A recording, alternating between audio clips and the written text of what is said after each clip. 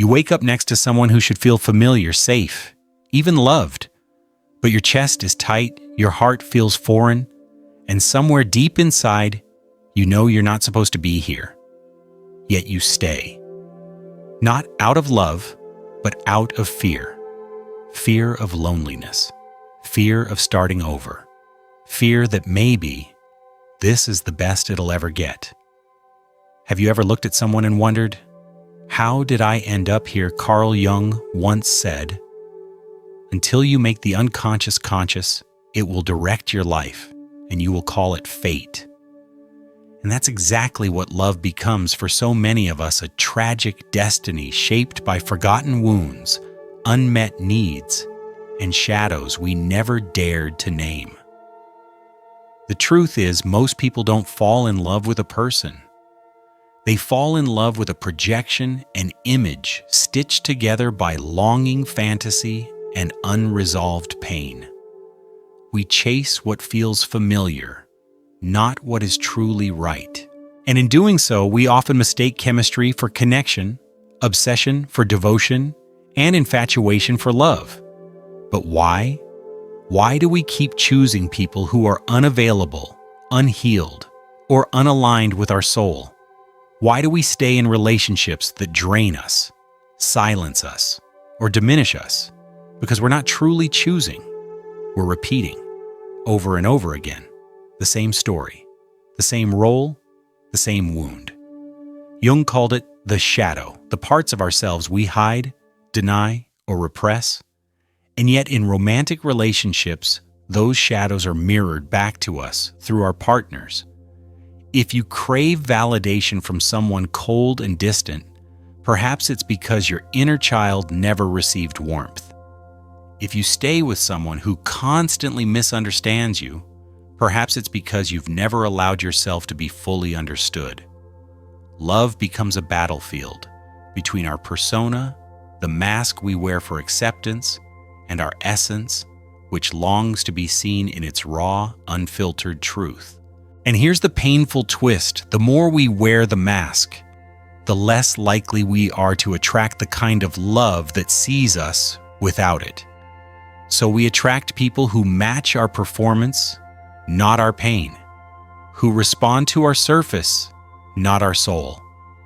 And deep down we know it, but we're so addicted to the fantasy, we confuse attention for affection and comfort for compatibility.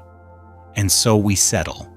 We shrink ourselves to fit into relationships that never had room for our fullness to begin with. We convince ourselves it's love because we've mistaken survival for safety. But real love, as Jung understood it, demands something far more terrifying than comfort transformation. It is not soft and easy. It is not always warm. Sometimes real love scorches. It burns away the illusions we cling to, the personas we perform, and the ego we protect like armor. It forces us to confront who we really are and who we are not. This is why Jung believed romantic love is not just a desire, it's a psychological event, an encounter with the self. When you fall in love, especially in those earth-shaking, heart-racing, deeply consuming ways, you are not just meeting another human being. You are meeting a part of yourself, a part long buried in the unconscious, screaming to be reclaimed. This is why love feels like madness, because it disrupts the fragile balance we've created. It cracks the shell of control and throws us into the unknown. And our shadows, oh, how they come alive in this space. You become jealous even though you trust them. You become needy even though you're independent. You begin to chase someone who runs from you. Or worse, you run from someone who actually sees you. This is the shadow at play, the old wounds resurfacing, begging to be acknowledged. Jung said people will do anything, no matter how absurd, to avoid facing their own soul. And perhaps nowhere is this more true than in modern relationships. We blame the other. We ghost, we rebound, we distract. But we rarely reflect, because if we looked closely enough, we'd see the pattern. And if we dared to break it, we'd risk becoming someone new. That is the secret we don't want to hear, that love is not something we find. It's something we remember.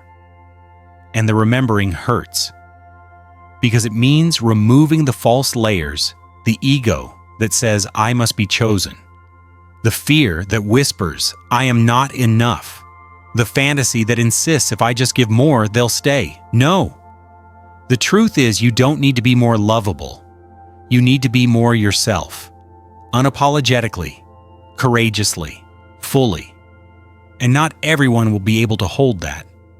Some will walk away, but the ones who stay will meet you, truly, entirely, in your darkness and your light. So stop asking, do they love me? And start asking, is the way I love myself allowing the right people to love me too? Most people don't fall in love. They fall into patterns. They fall into wounds that were left unattended, like emotional echoes from childhood that still reverberate in the present. When Jung explored the concept of the anima and animus, the feminine and masculine soul within each of us, he wasn't giving us a spiritual theory. He was giving us a map to understand why we are magnetized to certain people, why we're pulled toward those who resemble the very energies we've repressed or denied within. Think about it. The emotionally unavailable man, he mirrors your inner disconnection. The woman who never chooses you, she echoes your inability to choose yourself. These people aren't random. They are archetypes dancing through your psyche, trying to teach you something. And often we don't learn until we're shattered. And so we call it heartbreak. But what if heartbreak is not the breaking of love, but the breaking of illusion?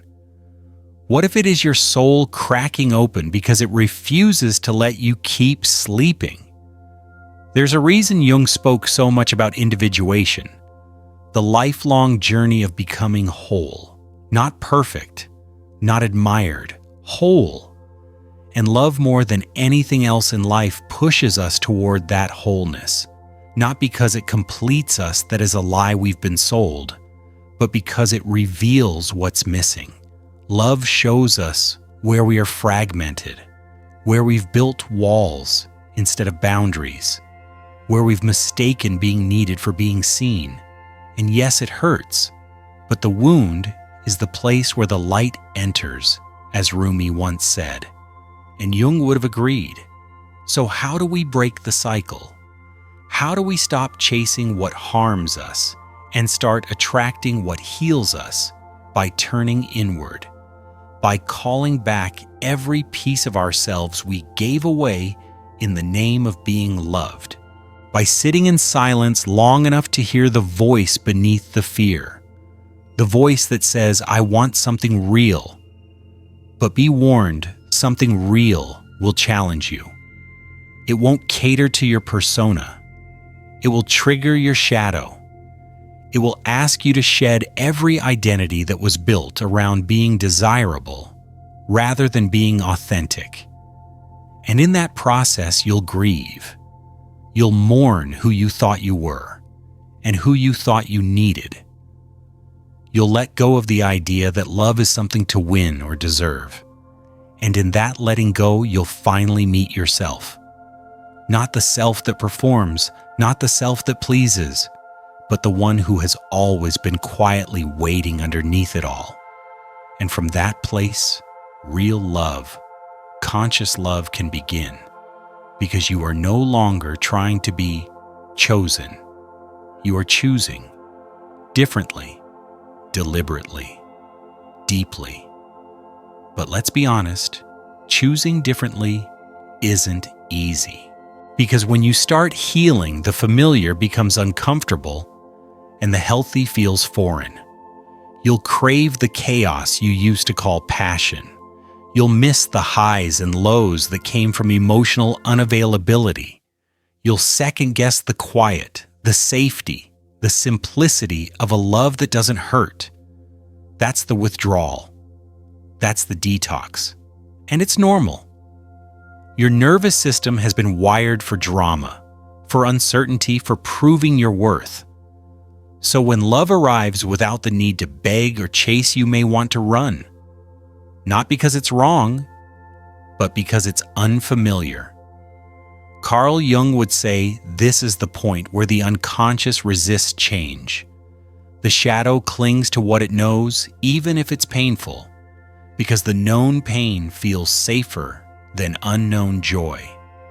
And this is where many give up. They go back to the ex, to the pattern, to the mask, not realizing that the discomfort they feel isn't a warning sign, it's a birth pain. A new version of themselves is trying to emerge, and that emergence feels like death to the ego.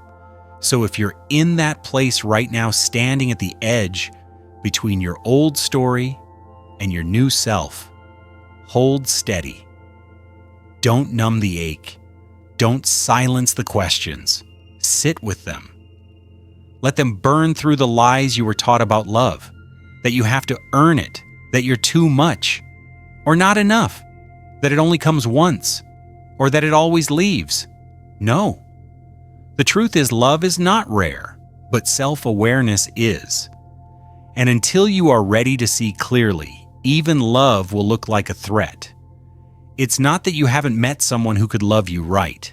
It's that you haven't yet become the person who can receive it without fear. And that's okay, because healing is not linear. Growth is not glamorous. Some days you'll feel wise and empowered, other days broken and unlovable. But every step you take inward toward your shadow, your fear, your forgotten dreams brings you closer to your truth. And your truth is worthy of love that doesn't require self-abandonment to survive. Remember, the way you love will change when you realize you were never meant to be completed, only witnessed, not fixed, but embraced, not chosen by someone else, but claimed by yourself, over and over again. So what does real love look like once the mask falls away? It looks like stillness. It looks like silence without fear. It looks like two people holding space for each other's becoming, not rushing it, not controlling it, but revering it. It's not found in fireworks or grand gestures, but in the quiet choices made every day to stay curious, to speak honestly, to listen without defense. It's the kind of love that grows roots, not just wings. It grounds you before it lifts you. But here's the paradox. You'll only recognize this kind of love after you've sat through the fire of the false one, after you've mistaken attachment for affection, after you've begged for breadcrumbs and called it a feast, after you've looked into the eyes of someone you thought you couldn't live without, and realized you had been living without yourself all along. Because true love doesn't ask you to prove your worth. It arises because you already know it. Jung warned us, the most terrifying thing is to accept oneself completely, and he was right. Because to do so means confronting not just your wounds, but your power, your capacity for intimacy, for joy, for wholeness. And wholeness is intimidating when the world has only taught you how to be half of yourself in exchange for temporary connection. But what if instead of another relationship, you made a vow to yourself to no longer chase love that costs your peace, to no longer confuse validation with value, to no longer settle for being tolerated when your soul was made to be seen? Let love begin there in that quiet, holy space of self-reclamation. And from there, whoever enters will not complete you. They will reflect you. Not fix your wounds, but honor their shape. Not rescue you from loneliness, but sit beside you in it, without flinching. This is not the love sold in movies. It is not loud. It is not always easy, but it is real. And real love is the soil where your most authentic self can finally rise, unapologetically, radiantly, rooted in truth. So if you've been asking why you keep loving the wrong people, maybe the question now is, when will you finally stop abandoning yourself to be loved? And if you stopped, who might finally find you? Let me know in the comments. Have you ever mistaken chemistry for connection? Have you ever stayed too long hoping love would grow in a place your soul was dying? Your shadow is not your enemy. It's the key. The question is, are you ready to turn the lock?